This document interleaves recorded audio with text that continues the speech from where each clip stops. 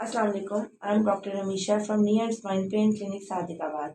हमारे साथ आज पेशेंट है राव। आज इन्हीं से ही पूछेंगे कि हमारे पास किस कंप्लेन के साथ आए थे। सर, आप हमारे पास किस कंप्लेन के साथ आए थे? वालेकुम सलाम। मुझे ना रीढ़ की हड्डी का मसला था जी। काफ़ी मैंने इलाज कराया, कहाँ से भी इलाज फर्क नहीं हुआ। यहाँ 5-6 मरतबा काफ़ी में बेहतर। कितने साल से ये मसला है ये आपका? 4-4.5 साल। 4 साढ़े 4 साल से। और आपने कहाँ कहाँ से इलाज करवाया? मैंने सक्कर भी गया, रेमियार भी गया, कराची भी गया था, लाहौर भी गया था, कहाँ से भी फर्क नहीं हुआ। और आप वैसे हैं कहाँ से? मैं डेहरी का रहने वाला हूँ। डेहरी के रहने वाले हैं। अब आपकी दर्द की क्या सूरत हाल है? काफ़ी बेहतर हूँ मैं, तकलीफ नहीं है अभी। तकलीफ नहीं है रात को सोते वक्त? हाँ, मुझे डिस्क लगती है, इसकी वजह से मैं इधर आया। इसकी वजह से इधर है। बेहतर, काफ़ी बेहतर।